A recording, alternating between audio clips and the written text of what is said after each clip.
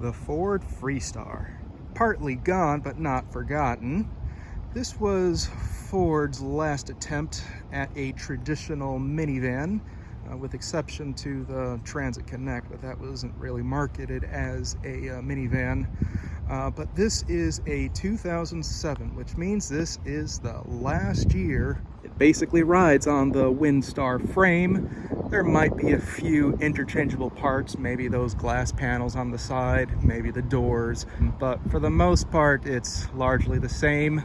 Even the powertrain was carried over, with exception to the engine being upsized in displacement. The Freestars came with a 3.9 and 4.2 liter V6, when the Windstar only came with a 3.8 and a 3 liter Vulcan in earlier years.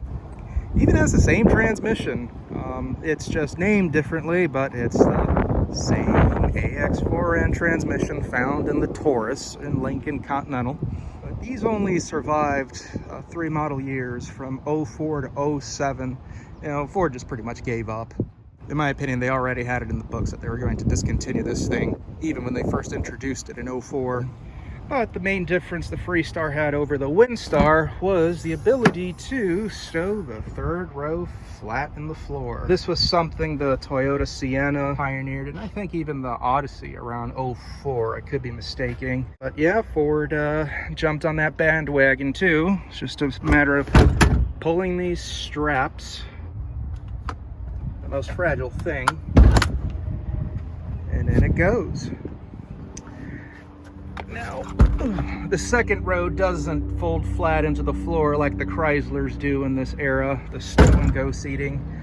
But yeah, this is terrible. You're supposed to pull this entire third row with this flimsy little plastic thing. I see a lot of these broken. Interior was all new in 04. Nothing from the Windstar carried over. Seats, ceiling, well, actually I think the dome light might carry over from the Windstar, but otherwise everything else is all new. Interior quality wasn't half bad. You were still treated with the best man-made materials everywhere. There isn't anything real in this minivan in sight.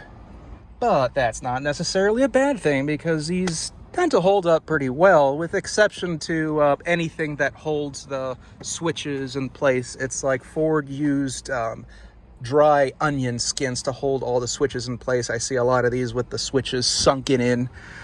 Fortunately, the dashboard is padded. I've never seen one of these warped or cracked.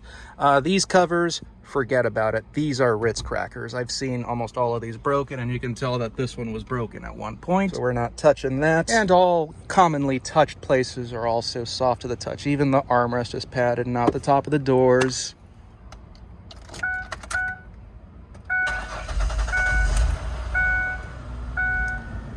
That 4.2 V6 come alive. This is an SEL trim, so it's decently appointed. You have power windows, power locks, mirrors, 6-disc CD changer, which no one uses anymore, dual zone climate control, rear AC, cruise control, and you have radio controls on the steering wheel. Backup sensors, and it has those vents, which was pretty common for minivans back in the day. No other minivan has an e-brake like that anymore, like that of a Honda Civic. Look at the second row captain's chairs, the third row bench. This isn't a massive minivan, and yet, you know, it's very spacious on the inside. Front seat is adjusted to a person of 6 feet in height, and my knees aren't on the back rest over here, so I'm comfortable. Ooh, those moths have seen better days. The 4.2 V6. This engine only pumped out 201 horsepower, but it had 263 foot-pounds of torque, which is, it's up there. At the time, it had more torque than any other minivan in its class. And pretty much only in recent years is that minivans have about the same or a little bit more torque than this. It's really the Chris Christie of engines. You know, it's as heavy as a boat anchor, but very dependable.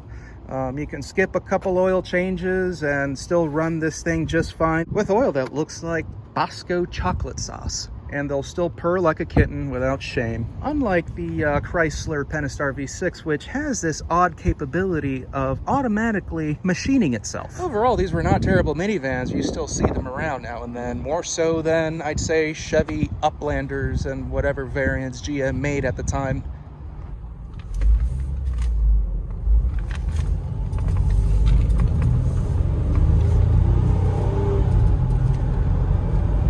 Smooth they are.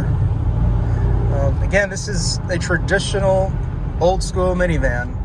It really is a cloud-like ride. That's the best way to describe it. You really can't say that about current minivans, which have stiffer suspensions and low-profile tires. This just glides over bumps almost like a town car. Unfortunately, those are characteristics that people no longer care about. People want sportiness. They want a button that says sport on it that they can press so that they can feel like they are driving something very sporty. This has none of that. I'm not doing a 0 to 60, as I think I have a video I posted, I think about a year ago, of a Freestar with the same engine. Again, these are comfortable people movers, quiet and smooth. And nowadays, these things are dirt cheap. So if you're just looking for, you know, a simple people mover, look into a Freestar. You know, who knows, you might like it. Or the Mercury variant, the Mercury Monterey, which is supposed to be the more luxurious version of the Freestar. If anything, you can get a Monterey cheaper than a Freestar because less people know that they exist. Well, that's what I've got for now. I know it's been forever since I've made a review, years. Hate that I come back with a forgettable car such as a Freestar, but hey, gotta start somewhere. I think I'll be rolling out a review from time to time. Just gonna keep them simple like this, just nothing that requires much editing or anything like that. Something that's quick and easy for me to put together. But anyways, guys, thanks for watching and stay tuned.